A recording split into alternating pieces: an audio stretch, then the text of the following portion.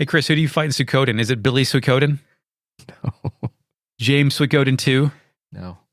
Water Margin Suikoden 4?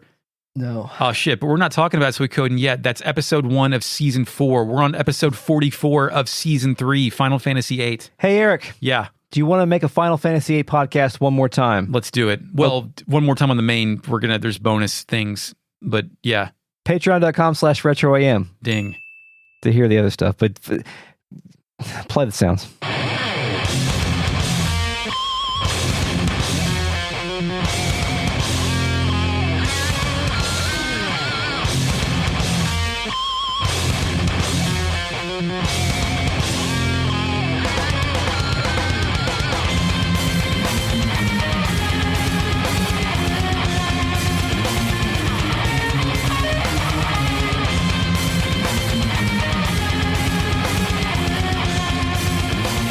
Welcome to Retrograde Amnesia, a comprehensive podcast where we discuss classic JRPGs chapter by chapter, beat by beat, all the way to the end, all the way to the ending. My name is Chris. I'm joined by Eric. We're covering the ending of Final Fantasy VIII. Hello, Eric. No. You can't do it? You don't want to part with Final Fantasy VIII? It's a beautiful game. It's a beautiful game. It's a beautiful game. That I'm going to put my entire heart into and then never think about again. That's how it goes. I will end up thinking about this game. We're going to recount the whole game, Chris. No, I'm just saying this game, I'll carry this game with me for the rest of my life. Obviously, any game that we cover, I will carry with me, except for the alternate endings of Radical Dreamers. Yep. That's gone. I don't want to think about that sunflower anymore. We're also joined by the RealNet, a collective of patrons who are listening to us record live. You too can join this conversation at the website, patreon.com/RetroAM. Thank you, RealNet. Thank you, patrons. We're also joined by the Fake Net, our post-production AI companion, and one of the lost Void Runners in Solar Ash. Initializing Fake Net. The Rust Dragger, the Forgotten Thresher, and the Withered Eye cannot impede my desire to restart the Starseed. Oh, you played at Solar Ash? Yes. About 4 or 5 hours. It's a game about skating, navigating. Combat's pretty bad, but I get what they were going for. Cool. Usually the transition from 2D to 3D isn't handled with as much grace, but I think they may have pulled it off. I love Heart Machine. I love Heart Machine too. At least I love Hyper Light Drifter. We beat the game. It's over with. We're done. We're done. We're done. We're done with the game. Play the outro music. All we have to do is sit back and relax and enjoy the ending. Something that I think that in modern times, well, maybe I'm wrong, but in modern times, do you still sit back and enjoy the ending as much as you used to sit back and enjoy endings? Like as your reward for completing the game? Do you feel the same? Do you remember that feeling? I don't. Now I'm just looking to the next thing at this point. Like I don't enjoy things anymore. I just complete them.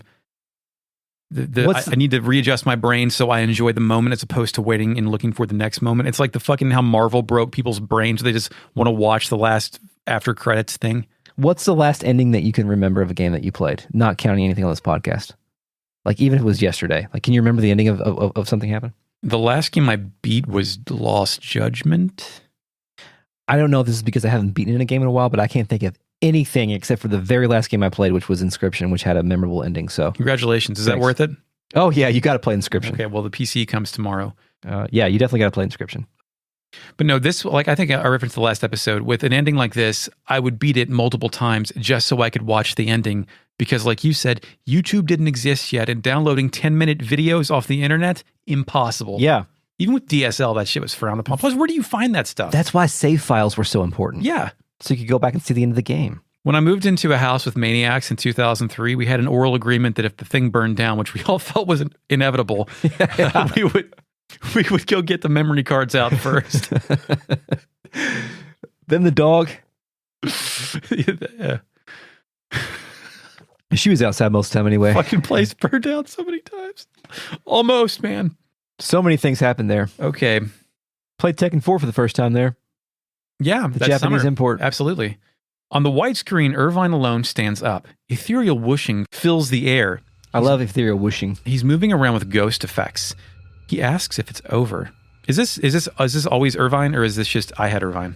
No, this is Irvine. Okay. It cuts back and forth to different angles of Irvine, each one mimicking the Wolf Howling Moon t-shirt. You know what I'm talking about? Wolf Howling the Moon t-shirt? Yeah. Yeah, the triple woof. Would he wear one? He would wear one, but not with irony. He would think it's cool. Okay. So would I. Yeah. He says, let's go. Let's go back to our time, which is a task I don't think anyone has previously considered the logistics of completing. This is the part where we have to memorize our friends. Our heroes and friends, right? Or Yes. the power of friendship is going to bind us back to back to the flower field. Irvine steps forward, and ghosting images of Zell and Selfie run horizontally across the screen. This is a great effect for being lost in the void of time. It is. Does Zell run in place here? Kind of like the guys with the scissors in the Lebowski dreams. Yeah, a little bit. Okay. Some of that. Okay.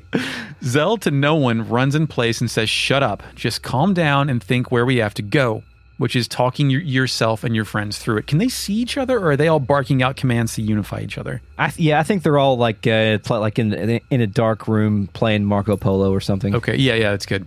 Selfie faces the camera and begs for us to be careful not to pick the wrong time, which is an angle I wish they'd explored more. Yeah. Kistis begs for us not to fall into a time warp, which is also an angle I want to explore more. We should have had some kind of training mission here, perhaps an emailed PDF. Yes. Instead, our Squall's father weirdo just says love each other, which text on screen, I guess it's Squall, but it's Renoa, who alone is now running toward the screen, toward the player. Squall, me. It's me. Time, place, who I want to be with. I want to go there, where Squall and I promised. Renoa then T-poses as she's running, either evoking the crucifixion of Jesus or preparing to fly. But nothing happens. It doesn't work. She stops and puts her arms down. She looks around, unable to see or find anything else. She then grabs at her necklace, I assume, that still has both rings. She screams Squall's name. So the whole point of that scene was they talked about meeting at the time and place in the garden next to Edia's house, right? Exactly. In their last meeting, they both think, they're kind of like, fuck everybody else, find your totem person. Yeah. The screen is now black. It is. Rather than white. The opposite. Renoa is white, Squall is black. Squall, what we have to assume is a different place, is running toward the screen. And this is still character models, right? Yes. He hears Renoa's voice. Squall, let's go home. Where are you? Squall stops running and wonders where he is, because she asked. He didn't even think about that before. He then continues running, getting in closer and closer to the screen. He hears his name again, and it asks where he's going. Squall stops and looks around.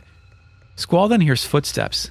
He turns around to reveal his Charlie Brown shirt-ass child self running up behind him. In the void. My little dude stops and put his hands on his hips and says, "I'm gonna find Sis." He wipes his icky nose and speeds off. But then a black-dressed Edia comes chasing after him. Squall sees her and thinks, Matron. Had we seen her in the black dress only before? Yeah, after the Laguna fights the dragon in the movie sequence, we had a brief flash to Edea's orphanage where Laguna was talking to Edea about Alone, trying to find her or something of that nature. Music, the successor, plays as the dark background fades into a lush garden outside of Edia's house. The moon hangs overhead. Squall is now real in this world as Edia turns to him and says, "Excuse me, have you seen a little boy?" So Squall literally did go to the wrong time, he like went to the wrong said. time. Like this isn't a hallucination. My guy just changed the timeline, or was always part of it, depending on your point of view. Is this because this memory or this moment is so ever present in his mind? Like all of his issues are his abandonment issues are tied back to this moment, or at least this moment is representative of those, and they exist so strongly in his mind. He can't think about the fucking flower field because he's still so hung up on this shit. He's broken. So it's more Stay Puft Marshmallow Man thing where he's manifesting his worst fear. Yes. Cool. She asks if she's seen a little boy, and Squall showcases character growth and responds, "You don't have to worry. The boy won't go anywhere," which he knows because that was him. Yeah. Edia laughs, covers her mouth, and says, "I think so too. Poor thing." A motherfucking pink portal opens up behind them.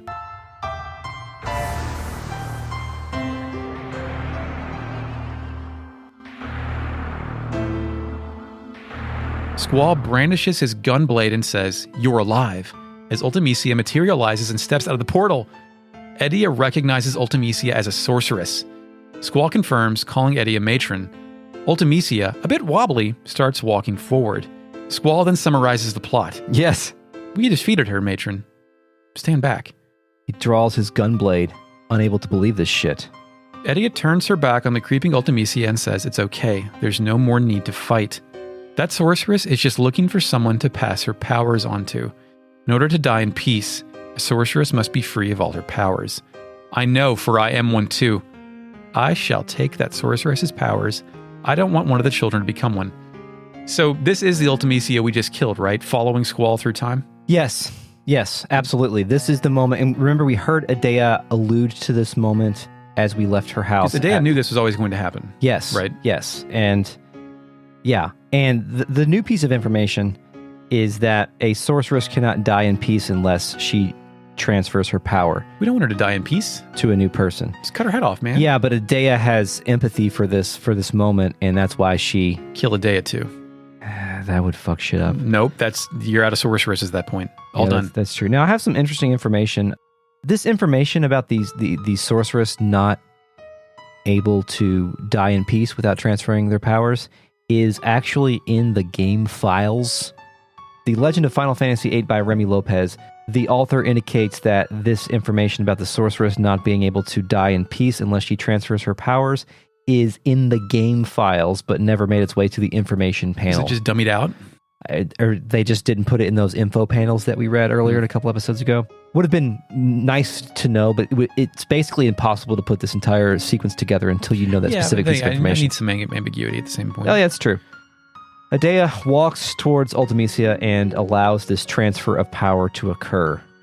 Are we in a time loop, or is this just a fixed moment in time? It's a fixed moment in time. Yeah, I agree. Absolutely. This had to happen. Yeah, and it had to happen, and this actually explains why Squall is the special boy of destiny. We're getting a reason for it, which we thought we might not. He was a witness. Because he's the one who set his own destiny in motion. The one who was torn apart. Exactly. This could be why Sid had his eyes on Squall at Balam Garden, because he knew... His eyes on me, Squall. Yes, eyes on me, Squall. He knew that... He knew. A boy told him this shit. He knew that a boy with a gun blade was going to appear and say he was a seed, which is why he was so obsessed with Squall and Cypher. Because plausibly, Squall and Cypher both could have been this boy, depending on things of memory. I mean, can you if you met somebody one time 17 years ago, you're not going to remember their face, but you will remember if they have a gun blade. That's true. So that must be what she recounted to him. Again, all the people that you and I met at BotCon, the people dressed up as Transformers that I remember. I remember nobody else. Yeah, I totally agree with that. Good call. So yeah, they knew that a boy from the future with a gunblade is going to show up and give Adea the idea for the seed in the gardens. And that's why Sid gave us the fucking keys to the car earlier. That's why he wanted the Gunblade boys to graduate, because he knew this moment was going to happen, and maybe he was fearful that it wasn't. He doesn't know if time is fixed, so he doesn't know if the special Gunblade boy is ever going to appear. That's why he's so anxious for that to occur during those early moments of the game. What patience. Pink light shoots out of Ultimecia and travels over to Edea.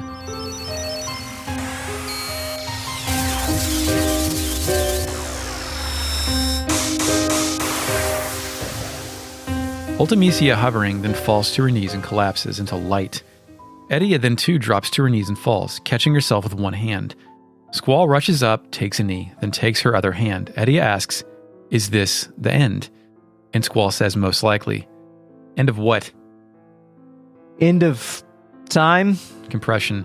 Edea says, "You called me Matron. Who are you?" Squall replies, "A seed from Balam Garden." Edea has never heard those words before, so Squall drops some future knowledge.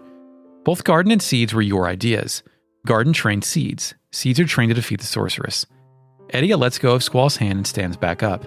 She asks Squall for more clarification, then Squall stands up and she continues, "You're that boy from the future." Squall confirms this, calling her Matron. So, Edea didn't necessarily have the idea for Seeds. Squall told her that she had the idea she already had in his time, but hasn't had yet in this time.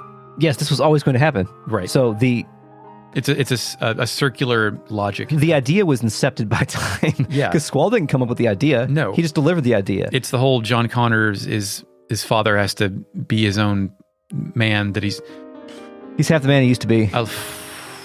Edea gets suitably creeped out, telling Squall, "Please return. You do not belong here."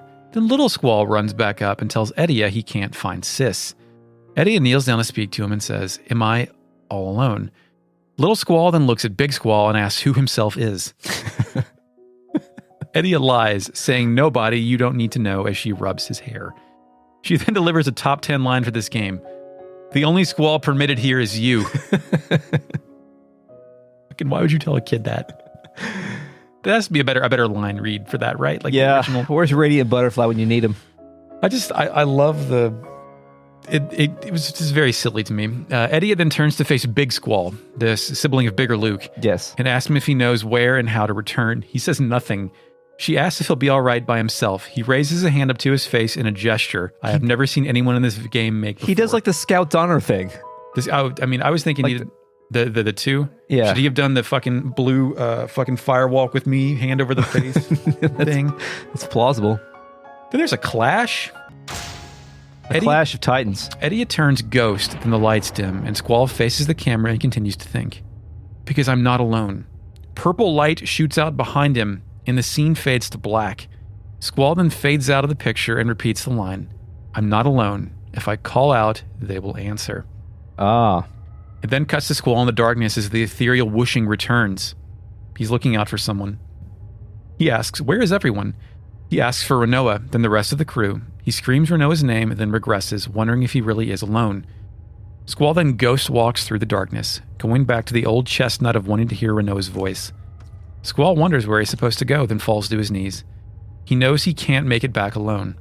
He calls Renoa's name, runs past the camera from a variety of angles, and then stops when it's top down, as Squall looks around and once again wonders if he's alone. One more ethereal whoosh whooshes by as the camera pulls upward, and Squall, trapped in the infinite cycle for God knows how long, wonders where he is. So is this like a Groundhog Day thing where he's doing this shit for like 63,000 years or something?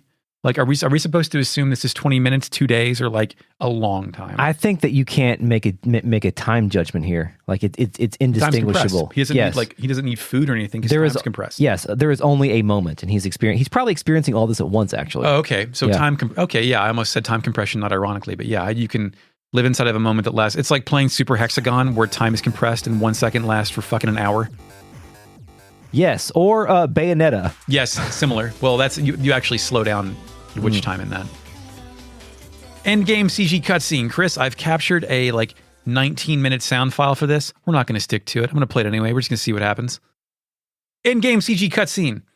A teapot hisses, and Squall's face is Super Mario 64 stretched and pulled across the screen, then finally stabilizes. He looks around, and the camera zooms out with a whoosh to reveal Squall alone in a vast desert with a swirling green sky. The camera falls back down to center Squall face forward in the frame. It cuts to a show from behind his back. What? A shot from behind his back. Thank you. It cuts to a shot from behind his back, showing dust swirling in the wind. It cuts to Squall's face, which shows some form of resolution as he decides to get up and start moving forward. There are a bunch of Lawrence of Arabia-esque shots showcasing Squall wandering through the desert alone. Music, the 13-minute song ending theme begins to support the cutscene. The passage of time is marked by more cuts, including my favorite, an ankle and shoe shot of Squall's weary feet traveling across the desert. Then it starts turning dark. Can we react to the desert sequence? Yeah. Are you doing the desert sequence? Or the wasteland, the wandering in the wasteland? Well, a little bit, yeah. Probably? Okay. Is there a point to this, is my question, I guess. To showcase that he's meeting a point of finality where I'm fucked, but then he gets up and starts going again. Because the feet thing showcased that he's getting tired. Yeah, and I felt like this went on for a while. Yeah, and that's the point. The repetition is the point. He's not giving up just yet. Do you think? No, it's futile. Can you put yourself back in your old brain? Can you alone junction machine yourself real quick into your original brain, if that works?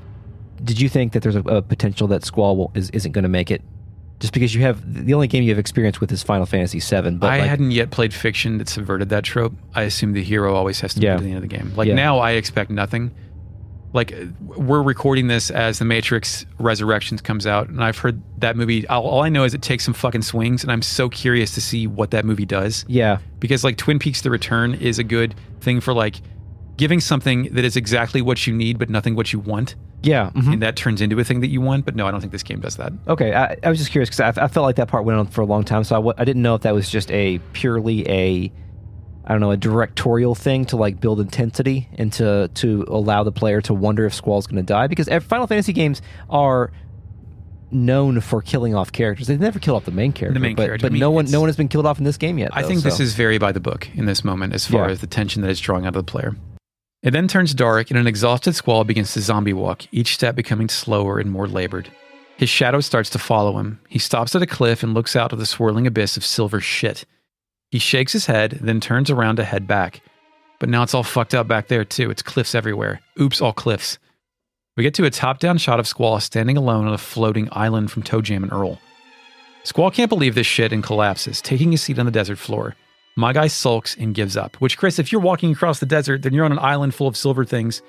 You don't leap off it. You take a knee on the island. You're done. The camera cuts to Renoa, running her ass off through an equally bleak hellscape. She appears much more alarmed and invested than Squall.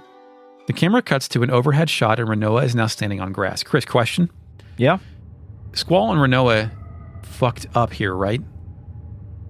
Like, they're looking for each other rather than the rest of their friends, because the rest of their friends, we don't really see much, got back safely. Yeah. That's so true. Is love the problem? Like, I just had this thought, like, they're the two that are lost, unless we're just not privy to Irvine's search for porno and Selfie search for fireworks and Zell trying to find a hot dog. I don't know about Renoa, but we do know with Squall that the way he is processing the concept of love or the concept of attraction is not is new to him, and maybe it's his last chance. He's just new to processing these emotions, which is fucking him up.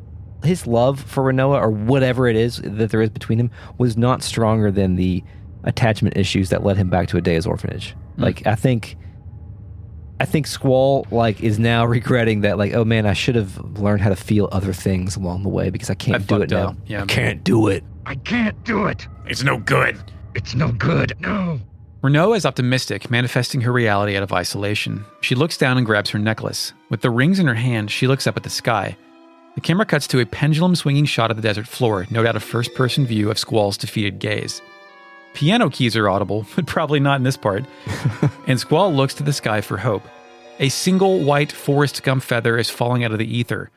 Squall tracks it with his eyes, then catches it with his gloved hand. There's a hard cut to Renoa from behind, with a pair of white angel wings extending out of her back. The wings fade, and Renoa is in a field at Matron's house at dusk. Right after the sunset, filling the sky with shades of yellow and orange, it cuts. Squall is standing here too, breathing. More white feathers are swirling. It cuts to a Tarantino-adjacent shot of Renoa's shoes and dress, with Squall in the background unable to believe this shit. It then frames Renoa against the yellow sky from the waist up. Squall says something, probably Renoa's name, and she turns to face Squall. It looks like he did say Renoa. I focused on that the couple other times I watched this. Is her name the same in Japanese? I think so. You've assumed these are first animated with that language. Yeah. But then the screen starts distorting, like Squall's looking through water. Renoa's face is briefly Edia's face. Then it fucking Fight Club frame inserts Cypher's face. Then it inserts a frame of Squall in the spacesuit with no face, and Renoa hanging off a cliff with no face.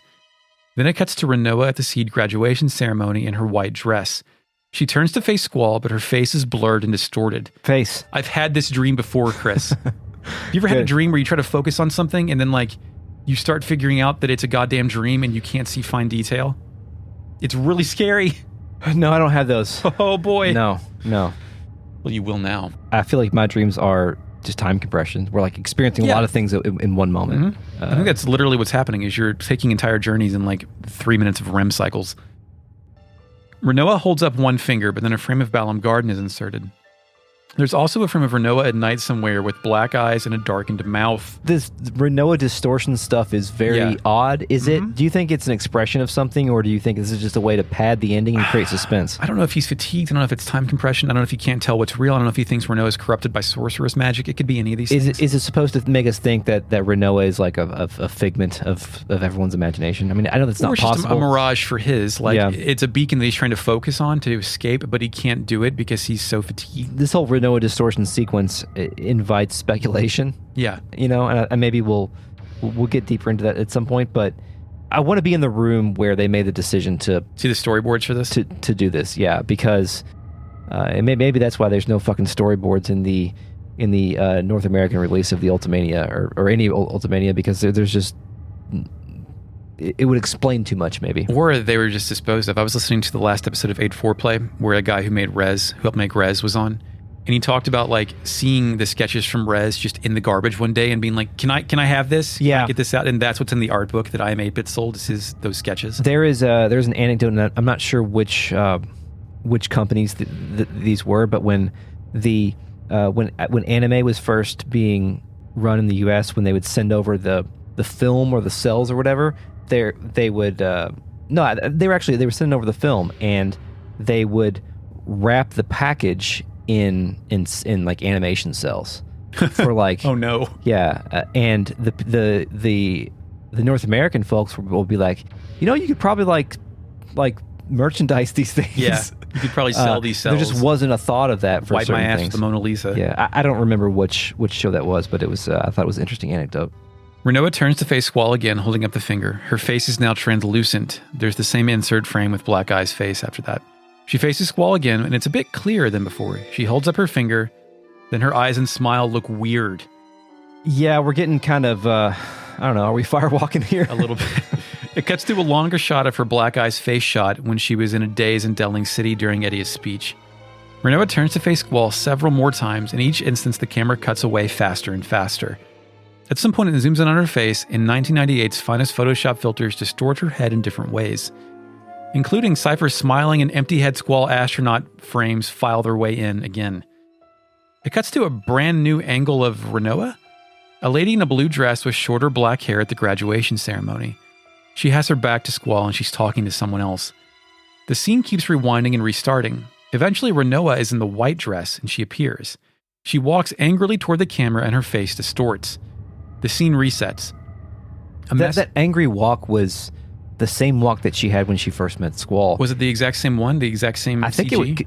I think it was, because she...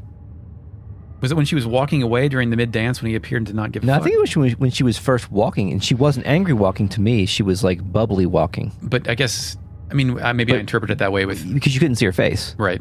So this is all a clever reuse of assets too, by the way. Yeah, also true. This ending is long, and long because of these moments. Yeah, but I'm for it. Yeah, me too.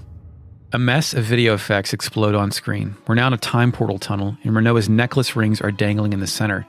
It explodes into an eye, then Renoa's screaming face, then a procession of party member CG we've seen in the ghosts of cutscenes past. I can't tell what the hell a closing shot is. A grave? Some kind of silver and gold stone tablet? Open to reveal something in the center. Maybe it's part of the Ragnarok? The Dole satellite platform? I don't know. Lunatic Pandora? It cuts to Renoa alone in the field in the daytime with a blue sky.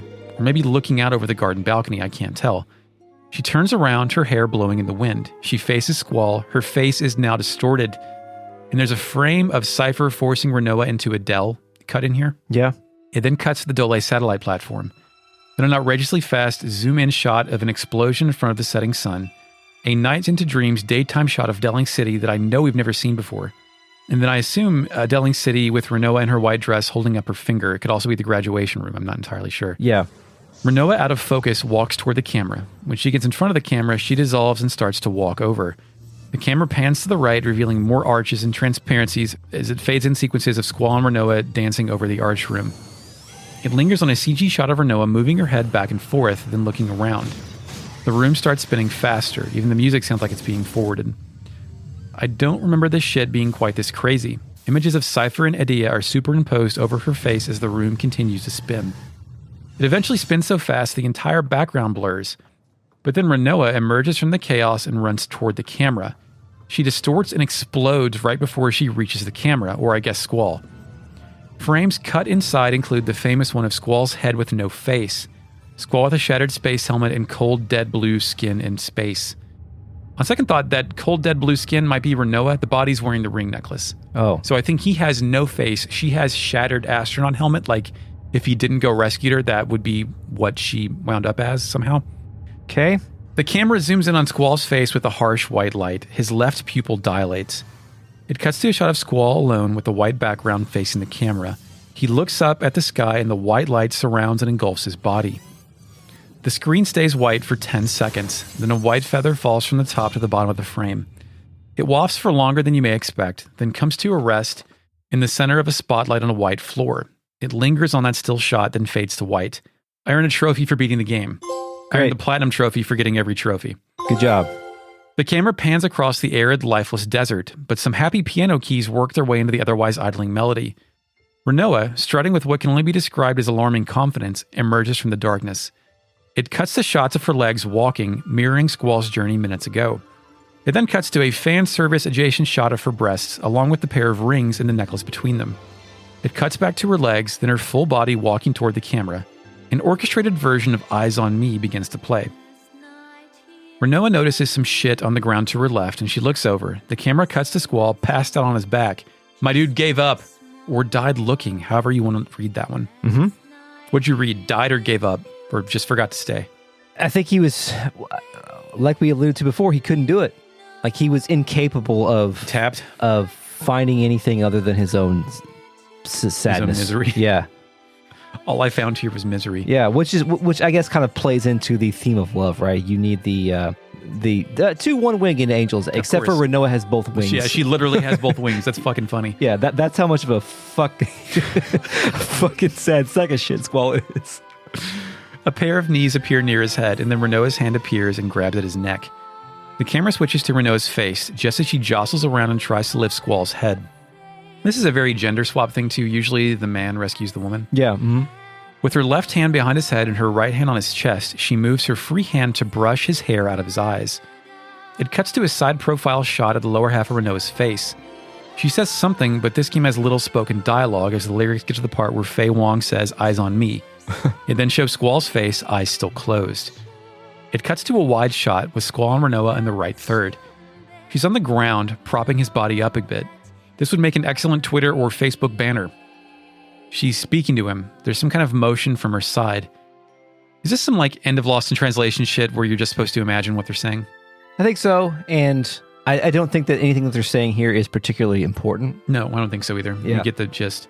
You wonder if there was a conversation about do we give these people voices? Yeah, I think I read somewhere that the only spoken dialogue is Ultimisia, as far as the only voice you hear in this game. What voice? Her laughing or something? Something I don't remember. It cuts to a shot of Renoa facing the camera, still holding the unconscious Squall. She winces, starts to cry, then buries her head in his chest and hugs his body tight. It's a very effective scene. A column of light opens up above them. Then the camera tilts 45 degrees and zooms out to reveal they're now in a grassy field of flowers. They made it. I guess her sorrow awakens something. Wind blows petals everywhere and the clouds disappear. Renoa raises her head from Squall's chest. She looks up, marveling at the change of scenery and unable to believe any of this shit. It cuts to a sweeping landscape shot of rolling cloud cover blowing away.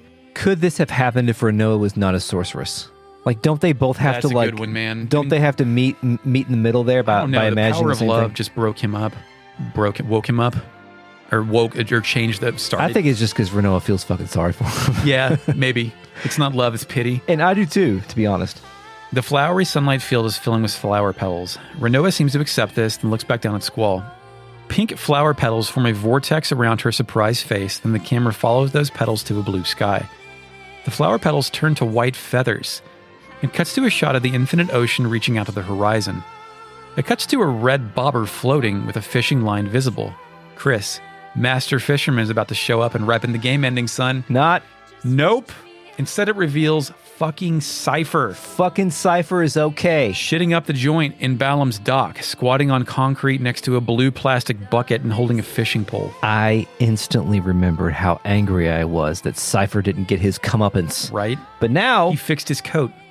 Yeah, he fixed his coat. Now he's fishing. He's fishing for the Balam fish, Eric. He is, dancing with it. He seems dismayed at the bobber's lack of motion. It then cuts to Fujin and Rajan further down the dock, celebrating a fresh catch. Rajan, who as we know has experience catching fish, yes, is pumped as hell, and Fujin seems to acknowledge his victory. Cypher then stands, pissed, and super slams his pole in the concrete. A green tackle box is behind him. Rajan continues to celebrate, and Fujin kicks Rajan into the water. Ha ha, those silly guys. She keeps her hands behind her back and refuses to emote. It then cuts to Cypher, LMAOing. Yeah. He seems more innocent now in the sunlight. It feels like he has... He found a smile? Somehow healed. Yeah, he found a smile, yeah. He feels like he's somehow healed of whatever was oppressing him before. I always thought that Cypher was so good at carrying that bad guy energy that I wanted him to be bad guy from beginning to end, like back in the days. That's the way I thought about this part. But now it kind of makes me happy. Yeah, it's nice when that happens, right? You don't have to kill everyone. Like, he was corrupted. He couldn't handle mercenary school. I'm just appreciating these moments of redemption. Despite my feelings on his redemption, I think he should probably still face trial. Yeah, he should be of service to his community somehow. Internationally, you know, like, and that actually begs the question. Go to the desert prison. Yeah, well, I mean, who know? Like, who's in charge of Galbadia right now? Fucking Caraway. They got Martine back. Anyway, so this begs the question: does Cypher have fault? Like, can we forgive him? I don't know, man. Taking Renault and pressing her face to the damn sorceress. But he was under her control. How many seeds died? The only thing that Cypher did of maybe his own volition was Squall's face.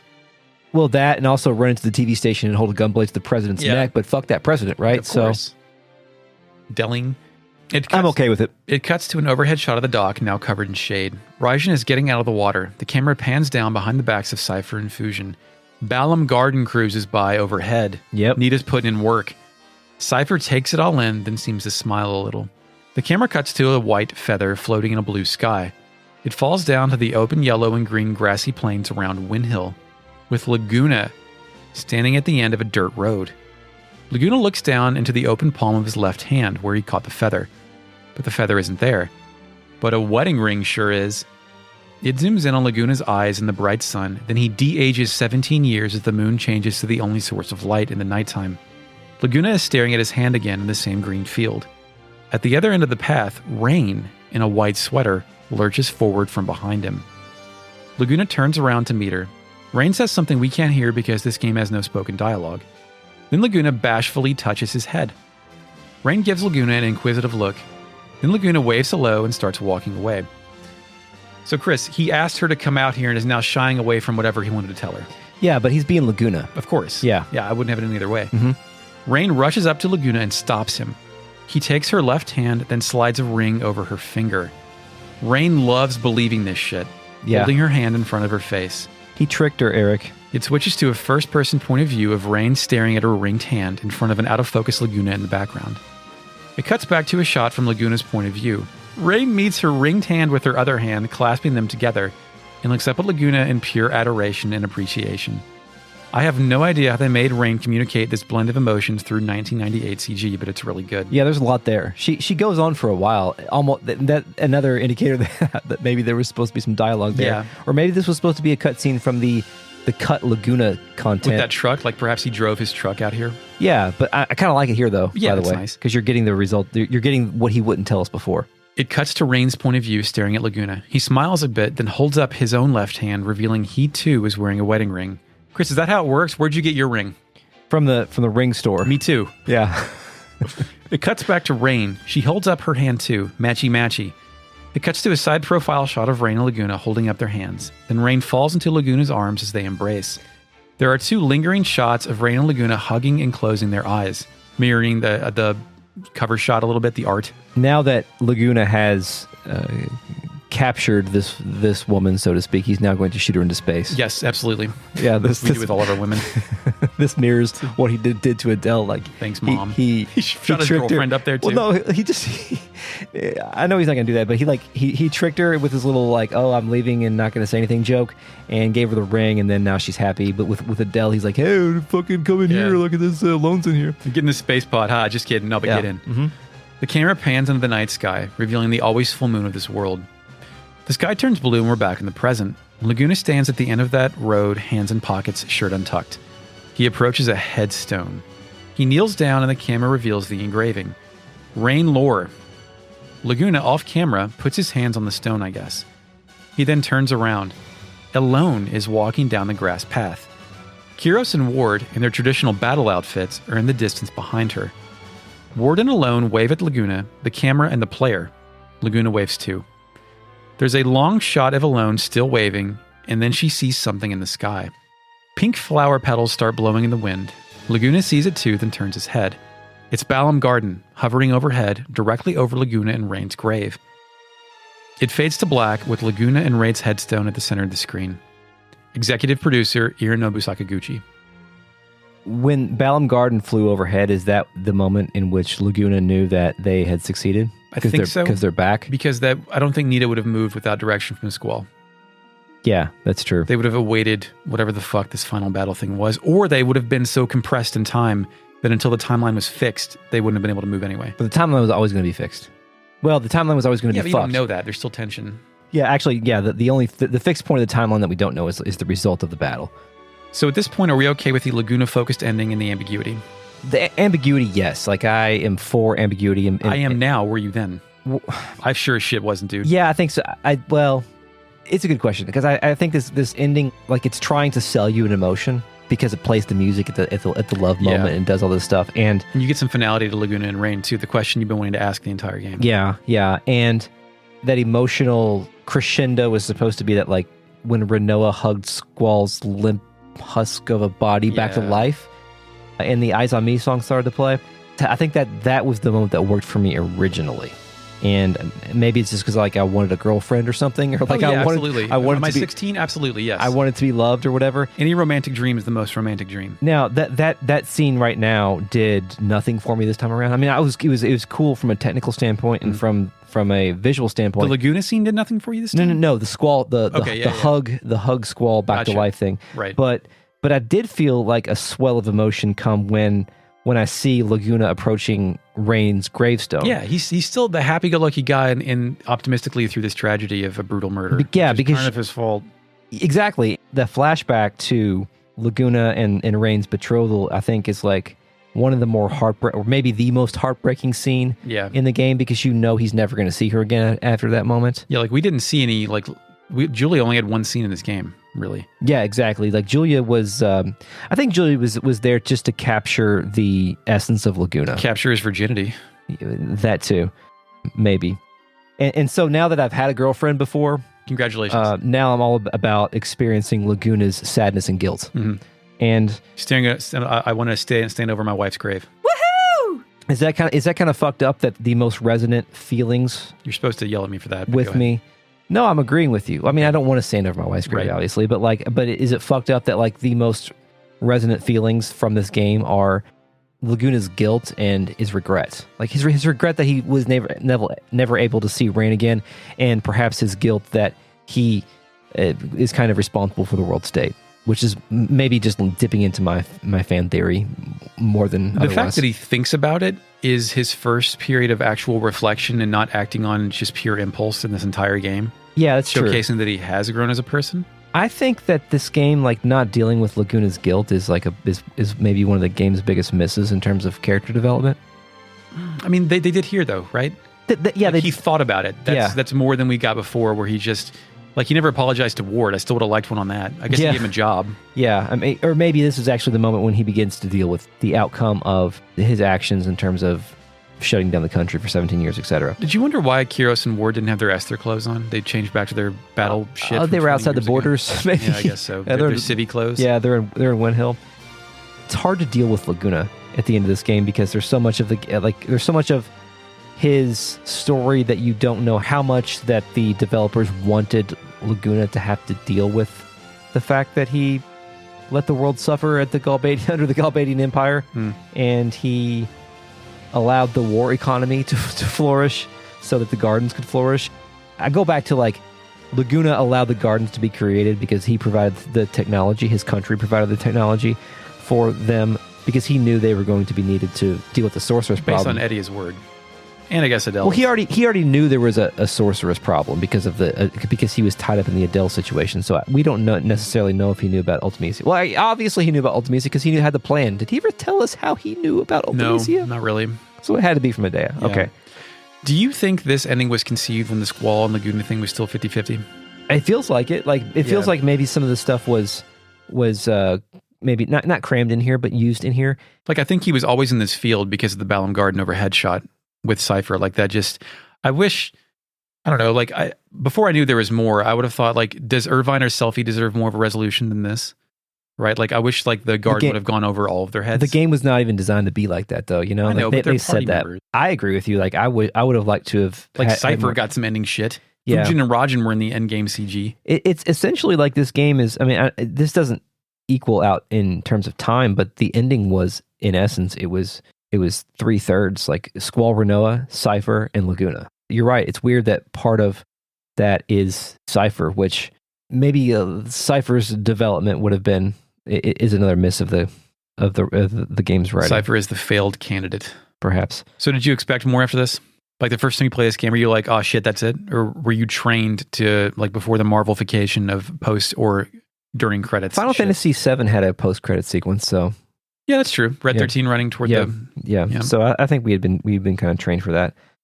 So credits roll. Mhm. On the left side of the screen, a small video camera appears alongside the credit roll. It's a beautiful way to drop the video quality and lower the resolution and save budget. yeah, The camera is Selfie. Staring at the camera she is obviously just turned on. It's a diegetic camera. She smiles and laughs, and then, with a very convincing camera shake, turns it around to start filming. They're all at the Seed graduation ceremony banquet room. This is a festival of some kind? I think they're celebrating their defeat of the ultimate sorceress. Okay. Kistis is in frame, speaking with Irvine. Irvine starts dancing and spinning around, and Kistis more or less looks miserable. He's dancing with her, but she's not dancing with him. Kistis then realizes Selfie is filming and politely waves hello. Selfie then zooms in on Kistis' face, who then kind of starts to pose for the camera. Irvine's terrifying visage, seriously, look at that man's face, rises from the bottom of this frame. What a jape. Irvine then puts his arm around Kistis and drags her into the frame to wave hello again. Kistis tries to fight him off, and he keeps waving hello. This is all really well animated, by the way. Yeah, this is one of the first times that this game has communicated that the teenagers are teenagers. Yes, and not child soul. Well, and as well as child soldiers. Yeah, as well as, yeah. Irvine's by himself for a bit. Then Selfie follows Kistis as she walks across the room to meet Sid. Sid, who is the same age as Chris. Thanks. I'm sorry. No, it's great. I'm going to wear a sweater vest next time. I don't have one. He's holding a wine glass, and he's delighted to see her as they strike up a conversation. Kistis is furiously bobbing her head, talking with them, and Sid acknowledges Selfie's camera and raises his glass. Kistis turns around and kind of nods Selfie off, starting to get sick of this shit. Selfie's camera then pans to the left, revealing Edia in her black dress. She bows her head to say hello and walks to join Sid as they put their arms around each other, like all couples do in movies with wine parties. Selfie zooms in on Sid and Edia talking. They motion back and forth, and then their attention is taken by someone else. The camera zooms out to reveal Irvine has rejoined the fold. Victory music. He removes his cowboy hat and bows in front of Edia, who reflects the bow. Edia says something to Sid, who then rapidly shakes his head like he's shorting out.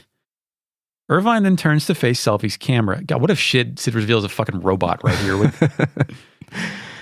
Irvine turns to face Selfie's camera, and then he decides to rush up to her and take the camera from her. There's a transition shot of the camera spinning around, then being tilted 90 degrees, stopping on Selfie and Kistis. They stand next to each other and pose. Selfie then starts to do the robot. Really? Just as Irvine corrects the angle. Selfie also has Irvine's hat on now, and I can't imagine how that smells. Selfie excitedly waves hello, and Kistis just kind of stands there. The camera then pans to the left and zooms in on Shu and the two Card Club twins. Yeah. Okay. Irvine, the ladies' man, has a wandering eye, Chris. Selfie's head then shows up out of focus directly in front of the camera. She appears to be telling Irvine to fuck off, turning her back on him. Her and Kistis then curtly walk off the frame, but Irvine follows them. Selfie then points to her right, and she pushes Kistis in front of her. The camera finds Zell at a table by himself, pounding hot dogs or pork buns or whatever it was localized to in your territory. Pigtail Girl has her elbow on the table, staring at this boy child in admiration as he wolfs down food. Yeah. He's grabbing at the scraps on his plate with his open-palmed hand and shoving morsels into his mouth. I have a question. Yeah. Do you think that they decided that they were going to localize the sweetbread as hot dogs because they looked like hot dogs right here? Because they kind of do look like hot dogs. I think they're whatever you want them to look like. Yeah, it exactly. Could be pork bun too. Okay. Like, it could be whatever you want to see. Yeah. He's then, his cheeks are full. He starts choking. Then he looks at his drinking glass, finding it empty. He can't believe this shit. He slams the bread in his left hand down on the table, despondent. Kistis and Selfie appear behind him, and what I think is for a picture, but then they start slamming him on the back with open palms. Yep. Motherfucker is choking. Zell shakes his head no. Pigtail Girl backs away. Then Kistis and Selfie stop hitting him, craning their heads around to look at his face. Zell slowly looks up and then turns around to glare at them, pissed. Piss. PP. So, you know what they did here? What? They ruined his high. They ruined Zell's high? My mother, who is a nurse at a local hospital, has talked about people who are ODing on heroin, getting pissed off because they've been Narcaned, and they have ruined their high. Oh. They would have preferred to continue ODing and I guess dying. I mean, I was going to say interesting. Maybe that's the right it's word. Not, well, like, it is interesting. It's just fucking sad. Yeah, it's fucking sad. But like in Zell's case, it's for laughs because it's fucking hot dogs. Yes, it's hot dogs. Zell's glare lasts way too long, kisses and Selphie back away in horror. Library girl pulls out of the frame. Then Zell explodes out of his seat and scares Kisses and Selphie away. He then he looks bad here. Zell? Yeah. Oh, yeah. He looks awful. He looks like he just choked on a hot dog. He then turns around to face the camera and throws something at Irvine. The camera fades to white, presumably because Irvine had to take cover. It picks back up with Selphie walking into frame, staring at Angelo passing by. Chris, Renault is here. Angelo's here. Oh, the dog. The dog made it. The focus stays on Selphie's backside for a slightly uncomfortable amount of time. She then looks at the camera and points to her right, loving this shit. It's a long-distance shot, but at the end, over what I think is the Kistis and Squall talking balcony, is a figure in a blue dress. Renoa. She's by herself, though. The camera zooms in and fills the frame with her side profile. The low battery sign appears over the frame. Renoa, unaware she's being filmed, holds up her finger, waving it a little and smiling. Yes. She's pointing at a shooting star. Guess who she's pointing it for? Cut to black. Hands, fingers. Rain. Fingers, Chris. Fingers. Hands, fingers. There's a big thing with hands in this game. I know she's pointing at the shooting star, but also Rain held fingers up. Rain held fingers up? Well, did she put her wedding ring on? Oh, gotcha. Okay. Oh, great. Yeah. Mm-hmm. Clearly, it's a reference to her and Squall from their ending video, suggesting he is okay. This is the correct amount of ambiguity, telling without showing and whatnot. Yes. But then there's more credits. There is more credits. There will be more credits. They keep going. Credits finish. Garden is shown at night hovering over a large body of water. It's a long, lingering shot, and it spins 45 degrees along its backside. It cuts to the side and then to the balcony. The camera zooms in closer and closer, but it cuts, reappearing pointing upward at the night sky full of stars. It spins around in a weird camera move to reveal Renoa by herself with her arms leaning on the balcony. The camera moves up and around her back, where white wings always on her blue dress below her hair? Yes. Okay. Mm-hmm. It circles Renoa, hair blowing in the wind, suggesting maybe she really is alone out here. Like it's playing some camera tricks to like make you suggest she's by herself on this balcony. Yeah. Mm-hmm. It cuts to a shot of her face staring in the night sky with the golden floor of the garden behind her. It cuts to a starry sky as a shooting star crosses the frame. She then points up at it, suggesting we're now looking from a different angle at what Irvine was filming just a moment ago. She stares at the camera and smiles, finger pointing upward, just like at the dance when they pointed at the shooting star. The argument here is that she just wished on a shooting star and made this happen. It cuts to Squall, shoulder pad fur blowing in the wind, looking over at Renoa and smiling. It cuts to an isometric overhead shot as Squall takes Renoa's hand and moves to hug her. She returns his embrace. The camera pulls out and flies away further and further as the garden cruises off toward an anonymous horizon. It then moves down below the garden, showcasing the humongous moon. It fills the frame, dwarfing the garden. It fades to black. Too much moon? Still a threat? The moon's always going to be a threat, Eric. I guess we got to sync that fucking thing again. But, that's right. You know. Has Squall ever smiled before? Just now?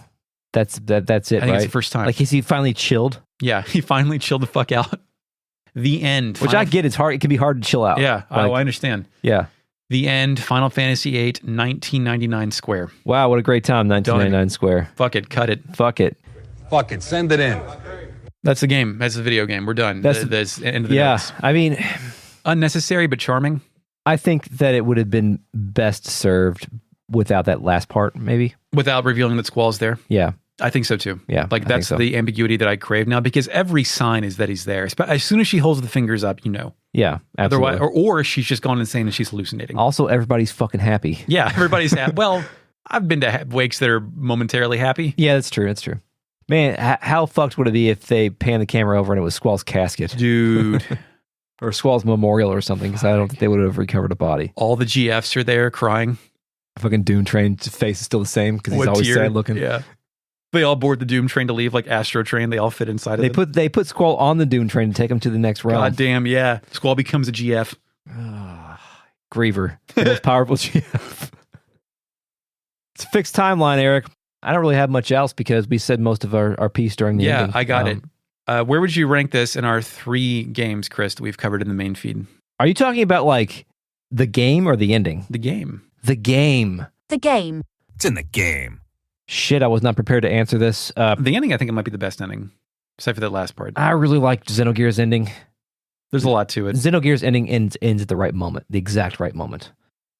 I'm going to go with my game rankings as Xenogears number 1, Final Fantasy VIII number 2, Chrono Cross number 3. Because I think Chrono Cross has enough misses that I can criticize it more. I think there's more things to criticize. Obviously, there's a lot of things to critique about all the games, but I think Chrono Cross has the most from a direction standpoint. I like them all because they're all fucking weird.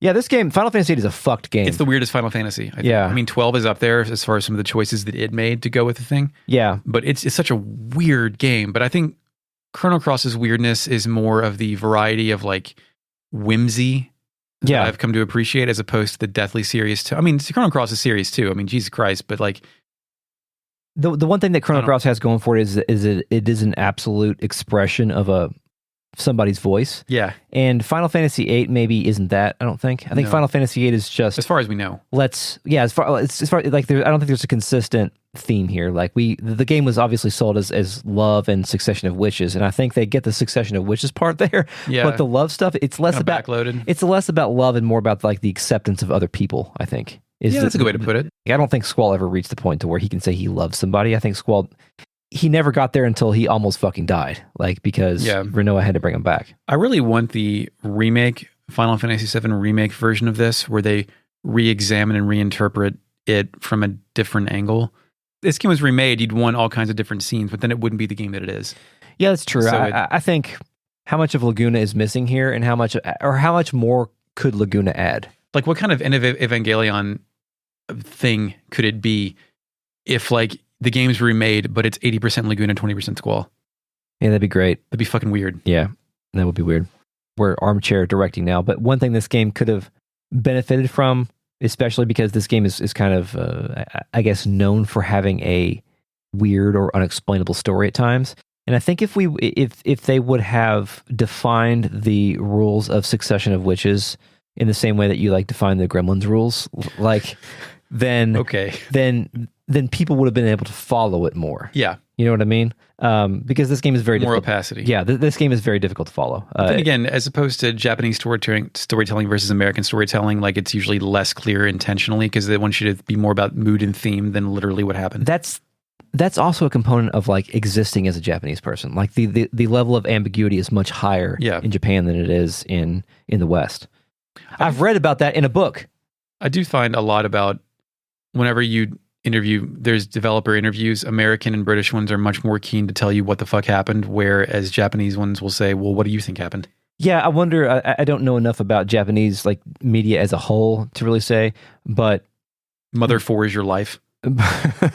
But sorry. But in the creators that we've seen, they're not necessarily chomping at the bit to tell you about their game and what they meant by it.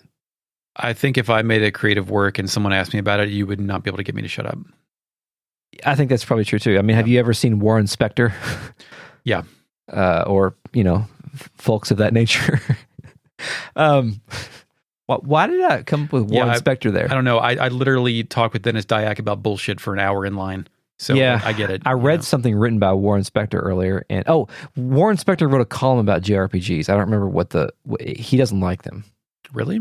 Well, he didn't like them. He didn't like them until he played a certain one, and I don't remember which one it was. I don't remember if it was Xenogears or if it was Final Fantasy. Epic Mickey has a whole chapter in Schreier's last book, and it's Warren Spector's entire career is somebody giving him a bunch of money and then taking it all away. Yeah. Which is, I understand why he is the way he is. Yeah. By the way, are you in agreement with my ranking system? I would. So, being said that I like this game a great deal, I think it's my third favorite of the games we've played. Like, I don't know that Xenogears is going to be toppled anytime soon, but I think because I like beaches and tropical settings a lot, that may edge Chrono Cross out over for me. Yeah, the Chrono Cross vibe is brilliant. Yeah. Plus the characters, the weird, it's so weird. Like all these games are weird. Chrono Cross is one of the weirdest games ever made. Well, anyway, we did it. Congratulations, Eric. I mean, we're going to consult the RealNet. Don't worry. I have not forgot about the RealNet, but I want to congratulate you. And I guess is it okay to congratulate yourself? Yeah, congratulations, Chris. Okay, thanks for completing another. You're welcome. You did it. Exciting season of Retrograde Amnesia. Did you ever think that we were going to? Pod yet? The best. You're the best looking. You're the best podding guy here. Did you ever think that we'd make 3 full seasons of this fucking podcast, Eric? No, not well. About a year ago, that could have been clear. Yeah, it was yeah, that's true. Let's consult the RealNet. Speaking of reasons that we keep fucking doing this. Initializing RealNet. I meant that in a nice way. Yeah, there was never any plan to go beyond Xenogears, by the way. There was never any plan to have a Discord server where we were reading comments of people that were listening to us record live. That's amazing. Thank you all. And thank you, both past and present RealNet patrons. The Simon says, my kids are playing Mario Party and all I hear is crying and shouting. Can confirm. Can you add a comma after Simon and Says so I don't think it's a Simon Says thing, please? Sure. The Simon Says. The Simon comma says. There, yes. My kid got Simon for Christmas. He likes it. It's not a video game. I know, but he likes it. Shut the fuck up. Speaking of next season, Cal L says the real Suikoden were the stars of destinies we made along the way.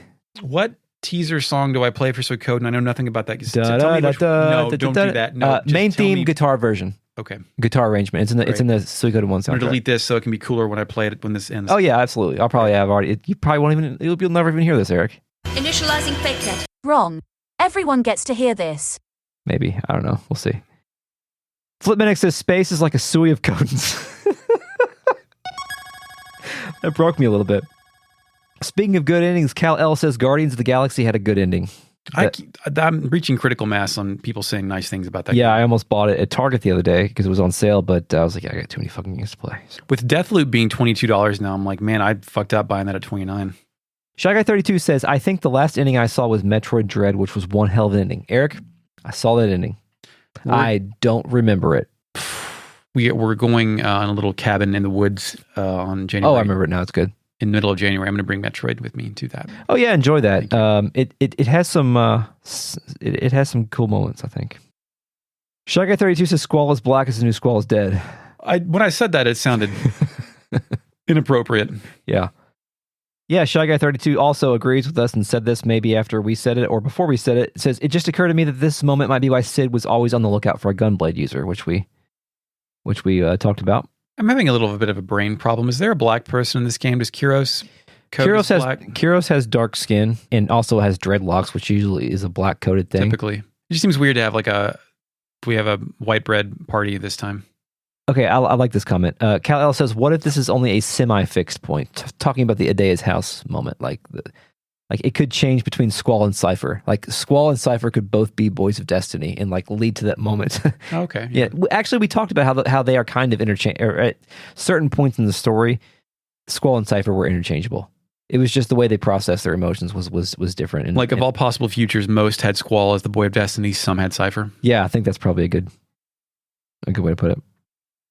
John Doe says, alone. Holy shit. No, Squall, you're not alone, says Shy Guy 32. This is a fun fact that I didn't know anything about. Shy Guy 32 says, in Final Fantasy V, any party members that are dead at the end of the final battle are dead for good and written out of the ending. Cool. Yeah. It's like some Fallout 3 tech, only backwards. John Doe says, it is, once again, completely fucking wild that Laguna was right about the power of friendship being how to get through time compression. John Doe says, yes. John Doe says, Cypher sucks, but the ending seems to imply that his dream has changed to maybe something less toxic. Like fishing. But he still took pleasure in, like, misfortune. When Fujin kicked Rajan in, like, that cheered him up for not being able to catch fish. Yeah. I'm surprised he wasn't slashing his gunblade in the water. Cal L says, Cypher is going to be subpoenaed by the January 6th convention. Yeah, he was there. Tokime says, Julia exists so that the Eyes on Me song exists in canon. Shy Guy 32 Actually, yeah. Shy Guy 32 says, and to set up the whole romance that the parents could never have situation. Yeah, I mean, metaphorically and thematically, she spreads across the entire game with that stuff. I just meant as far as, like, it's a very pivotal, like, if you think Laguna doesn't have a lot of screen time, think about her impact on the story and how much time she got and how Fury Caraway doesn't say shit. Fucking Fury Caraway, dude. Which that could be coping with trauma too, just not even. Yeah. Shy Guy 32 says, Kistis just kind of stands there, is her entire personality post disc 1. Yep. By the way, rip Kistis. I hate that they did that to her. I choose to ignore all further discs and her creepy thing. Wayne says, be the hot dog you want to see in the world. When discussing the endings, Flipmanic says, Xenogears has the oi. Yeah, the Bart. The Bart oi. John Doe says, I can't believe Squallnick the Edgelord is dead. One of this game's biggest narrative hurdles is that it hides so much of its context away in optional NPC dialogue or the information submenu or the ending of the game, which is cool for replays, but kind of makes the game hard to figure out why anything is happening if you only play through it once and come away confused and unsatisfied. Simply play it again. Shy Guy 32 says, imagine an FF8 where you play as Cypher, Fusion, Rajan as the main heroes, and Squall becomes Idea's Ultimecia lackey. That's the Tetsuya Nomura one. That would be a good gimmick for an RPG. It's like pick either Squall or Cypher. Whichever one you don't pick becomes the villain. Yep. Final Fantasy Versus 8 says the Simon. The Simon. Okay, that's it for the RealNet tonight. Thank you, RealNet, for participating in this session, and thank you for participating in this season. We'll be back next time for another video game called Suikoden or Suikoden, depending on how we decide to say it. As well as its sequel. It's part of the same season. Yes, the both of them. This episode and this season have been productions of Retrograde Amnesia recorded on 12/22/21, a palindrome. Thank you, Mark Shepard, for the music. You're welcome, Chris. And God bless your ring. Find us on Twitter at Retro Amnesia Pod. If you like us, tell a friend, and please consider supporting us on Patreon at patreon.com/retroam. If you like commercials, listen to our podcast on YouTube so we get like 12 cents. Get early access on Patreon, bonus episodes, voting rights, all that kind of stuff. Access to the RealNet. Email us at podcast@retrogradeamnesia.com. Eric, until next time. Yes, we will kill Danny Suikoden, the protagonist of Suikoden. No, we won't. We'll find the 108 stars of Destiny twice. 216 stars. Well, Some of those the same guy? There's some overlaps, yeah. Well, it's like 168 stars then. Something like that. I don't know how many overlaps there are. If you want to obviously, you know nothing about this game. If you want to figure that out, we can. And now you may go back to sleep.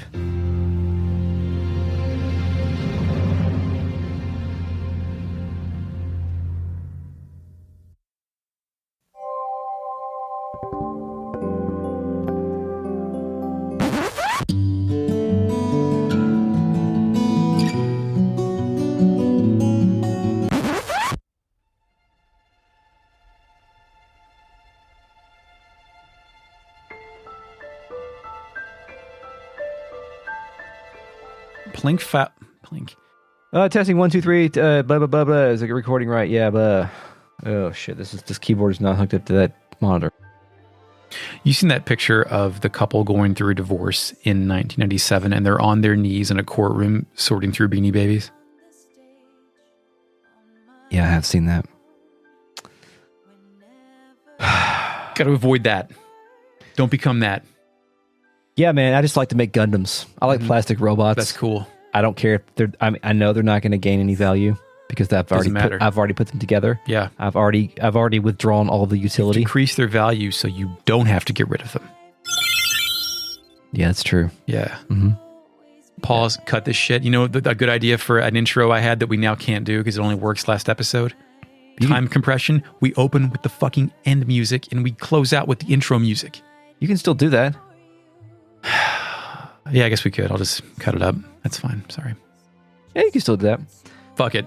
Fuck it. It's the ending. Neo key. Why is that what I remember? That's your first memory of that? I was just playing Tekken 4 there after we broke Josh's PS2 trying to get it to work. That and playing Smash Brothers and Kyle falling asleep during anime DVDs and leaving the menu on. All night. I didn't even live there and it bothered me. Fucking multiple people trying to sleep and the looping DVD menu music every 30 seconds for The Matrix plays over and over while Neo does a flip. Okay, we gotta stop. Shit. Stop it. Stop doing this. Open it. Open in the mic. Ooh. Good snap. That was a solid snap, man. It was piercing. I'll take a drink too.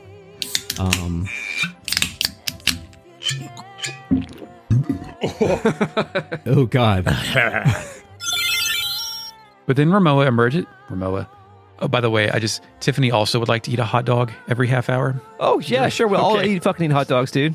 Hopefully the weather will be at least decent that day. I'll turn the fucking grill on, dude. Patreon.com. I'll do it on bring a microwave down here. No, dude, I'm gonna grill in January. Okay. We're gonna video it and put it up on Patreon.com. Back at Garden 4? There's 5 of these. Oh, I don't know how to read Roman numerals. Don't tell anybody.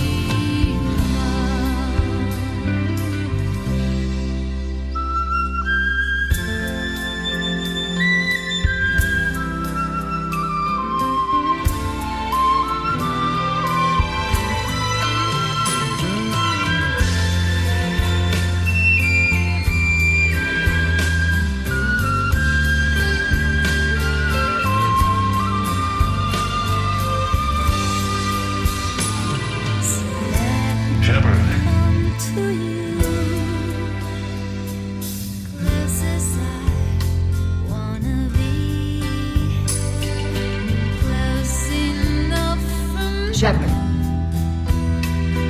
To feel your heart beating fast. Savor as I whisper how I love you, peaceful as on. Shepherd. Did you ever know that I had mine on you? Darling, so share with me Shepherd. your love if you have enough. Tears if you're holding back, or pain if that's what it is. How can I let you know I'm more than the dress and the voice?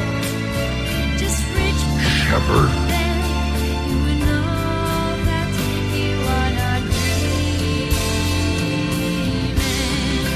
Darling, so there you are, with the look on your face, as if you never heard, as if you never down. Shall I be the one Shepherd. who pinches you softly but sure? If frown is trembling, I will know that you are no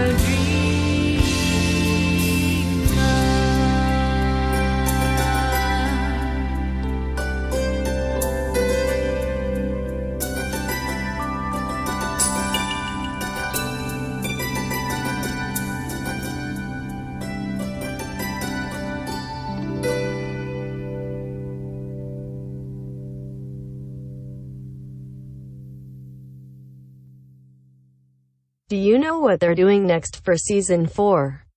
Not really. They don't tell me anything. Something about Suikoden. You like Suikoden? No, we don't even know what it is. I found this sound file. Maybe it can be the secret noise. We'll see. Hey, why don't you play that track Chris mentioned? This one? Yes.